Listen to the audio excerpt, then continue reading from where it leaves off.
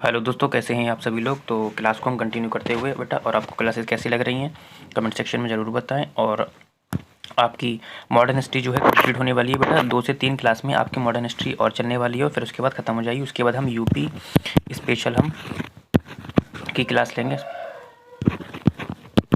ठीक है। UP special उसके बाद चलेगा, वो भी 2-3 दिन में ख़त्म हो जाएगा आपका, ठीक है। और जिन बच्चों ने अभी तक क्लास नहीं देखी तो एक बार देख लीजिए किस तरीके से आपको मॉडर्न हिस्ट्री की क्लास दी जा रही है बेटा, कंटेंट और उससे बनने वाले क्वेश्चन कि किस किस तरीके से क्वेश्चन बन सकते हैं बेटा, ठीक है। तो आप लोग क्लास को शेयर कर दीजिए और धैर्य बना कर रखिए, आपको 100% इसमें से कुछ ना कुछ ज़रूर मिलेगा। देख लीजिए, इस तरीके से क्वेश्चन दिए गए हैं, उसके साथ कंटेंट दिया गया है। हर तरीके में हर क्वेश्चन में बेटा इसी तरीके से दिया गया है, क्वेश्चन कंटेंट क्वेश्चन और कंटेंट, ठीक। तो जिन बच्चों ने अभी तक पुरानी क्लासेस नहीं देखी हैं बेटा, तो वो लोग जाकर प्ले लिस्ट में से देख सकते हैं। और आप लोग अपने दोस्तों मित्रों को व्हाट्सएप पर या फेसबुक पर, टेलीग्राम पर, कहीं पे भी शेयर कर दीजिए। क्लास काफ़ी इंपॉर्टेंट है, देख लीजिए कंटेंट ही कंटेंट है इसमें, बहुत ही प्यारा कंटेंट लिया गया है जो कि एग्ज़ाम के पॉइंट ऑफ व्यू से काफ़ी इम्पॉर्टेंट है, ठीक है। तो फिलहाल अभी हम क्लास को शुरू करते हैं और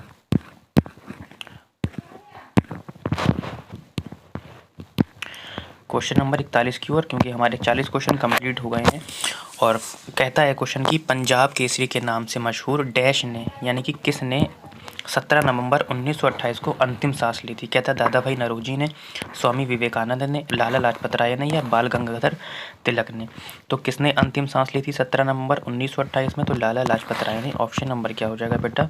सी हो जाएगा। अब इससे कुछ चीज़ें हैं जो देख लीजिए। देखो, साइमन कमीशन के आगमन का विरोध किसने किया था? तो यहाँ से भी एक क्वेश्चन बन सकता है। तो किसने किया था बेटा? लाला लाजपत राय ने किया था, ठीक है। इन्होंने एक नारा दिया था, गो बैक काले झंडे। झंडे नहीं होगा यहाँ पे, गो बैक काले, फिलहाल अभी मुझे याद नहीं आ रहा है यहाँ पे। तो गो बैक का इन्होंने नारा दिया था, काले झंडे, ठीक है। इसी तरीके से हम आगे बढ़ते हैं और क्वेश्चन नंबर 42 कहता है कि 1932 में स्थापित हरिजन सेवक संघ के संस्थापक कौन थे? ठीक है। कहता है जवाहरलाल नेहरू थे, ज्योतिबा फूले थी, या महात्मा गांधी के राजनीतिक थे, या BR अम्बेडकर थे।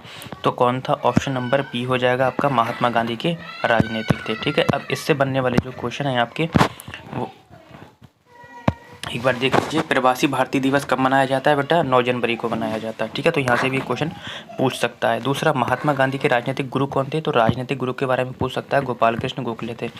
महात्मा गांधी की आत्मकथा का नाम क्या था? तो सत्य के मेरे साथ प्रयोग, ठीक है। महात्मा गांधी दक्षिण अफ्रीका कब गए? तो 1883 में गए। और वापस कब आए? तो 9 जनवरी 1915 में आए। तो यहाँ से ये दोनों जो इंपॉर्टेंट क्वेश्चन है ये ज़रूर पूछे जाते हैं हर वक्त। आप लोग स्क्रीनशॉट भी ले सकते हैं, वरना PDF के लिए आप टेलीग्राम चैनल ज्वाइन कर सकते हैं। कहता है निम्नलिखित में से किस नेता ने बारदोली सत्याग्रह का नेतृत्व किया था?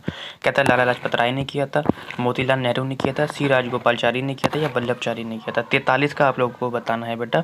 तो 43 का होगा आपका D, वल्लभ भाई पटेल ने। अब इससे जो बनने वाले क्वेश्चन है वो मैंने ले लिए हैं। एक ही क्वेश्चन बनता है कि बारदोली सत्याग्रह कब हुआ था? 1928 में। कहाँ हुआ था बेटा? गुजरात में हुआ था, ठीक है।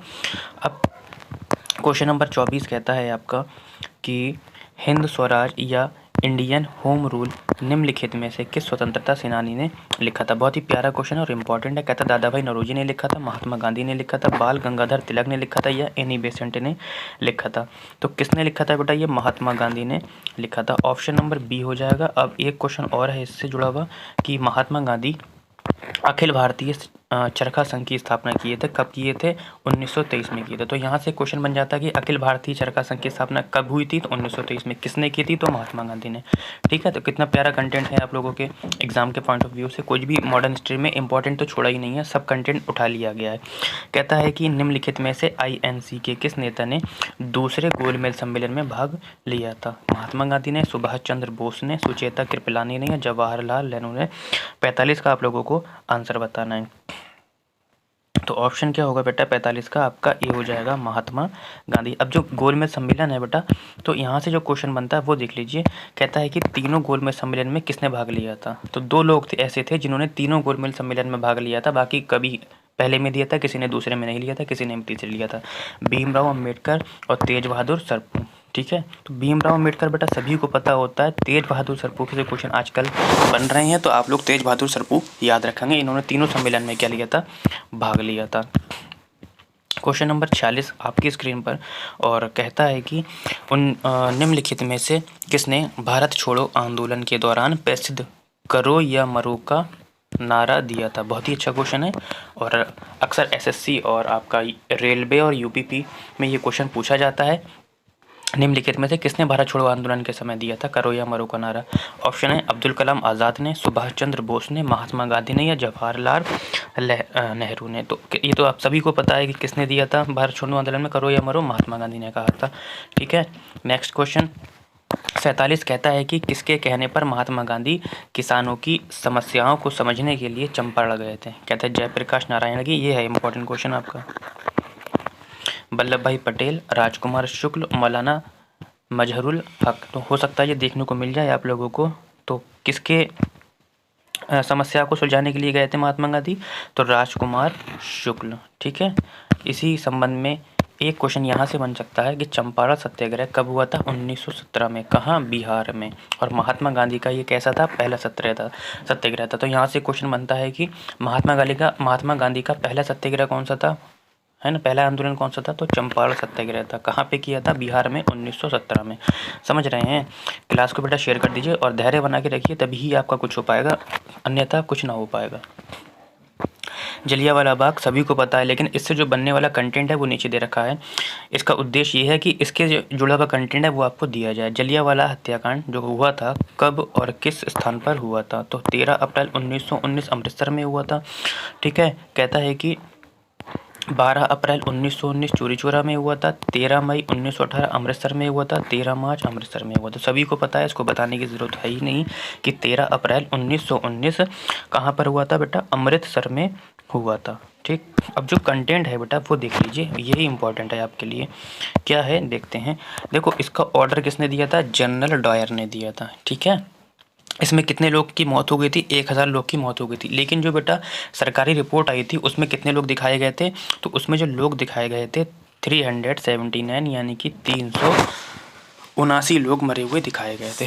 ठीक है, अब जो यहाँ से क्वेश्चन बनता है आपका कि जलियांवाला बाग के लिए जांच कमेटी जो बिठाई थी किसने थी, तो हंटर आयोग ने इस कमेटी का क्या किया था, जांच बिठाई थी। जलियांवाला बाग हत्याकांड किस दिन हुआ था, ये बहुत इंपॉर्टेंट क्वेश्चन है। आजकल ये बहुत ही सर्किल में चल रहा है हर एग्जाम में कि किस दिन हुआ था, क्योंकि ये क्वेश्चन पिराने वाले हो गए हैं सारे के सारे। कब हुआ था, किसने ऑर्डर दिया था, कितने लोग मरे थे, लेकिन ये पूछता है कि किस दिन हुआ था, तो बैसाखी के दिन हुआ था बेटा, अमृतसर में।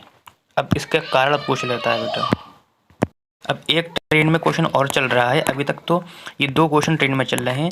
क्या कि जो जलियांवाला कांड हुआ था जिसमें लोग एक जगह पे इकट्ठा हुए थे, तो हुए काय के लिए थे, काय का प्रदर्शन चल रहा था, ये क्वेश्चन जो पूछता है। तो देखो, 2 नेता थे जिनकी रिहाई के लिए प्रदर्शन चल रहा था, और उन नेता का नाम भी पूछ लेता है कि डॉक्टर सत्यपाल सिंह और सैफुद्दीन किचलू प्रदर्शन।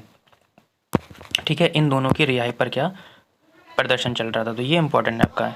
ठीक है, उसके बाद इसी के बाद क्या कर दिया था, महात्मा गांधी ने और रविंद्रनाथ टैगोर ने अपनी अपनी क्या केसरी हिंद की और नाइटहुड की उपाधि क्या कर दी थी, त्याग दी थी। ये तो सभी को पता है। ठीक है, जो कंटेंट था वो मैंने आपको दे दिया, इंपॉर्टेंट है। आप लोग दोस्तों को शेयर कर दीजिए जिनका उनका भी क्या हो सके, भला हो सके आपकी वजह से।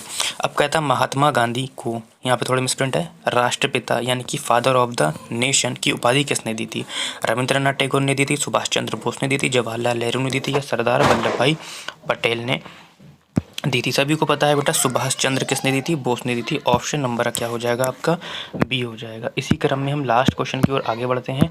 अभी नहीं, इससे जुड़ता हुआ कंटेंट है। रविंद्रनाथ टैगोर ने महात्मा की उपाधि दी थी, जवाहरलाल नेहरू ने बापू की उपाधि दी थी, और चर्चिल ने अर्धनग्न फकीर कहा था। ये बहुत इंपॉर्टेंट है आपका, और इसको आप नोट डाउन कर लेंगे।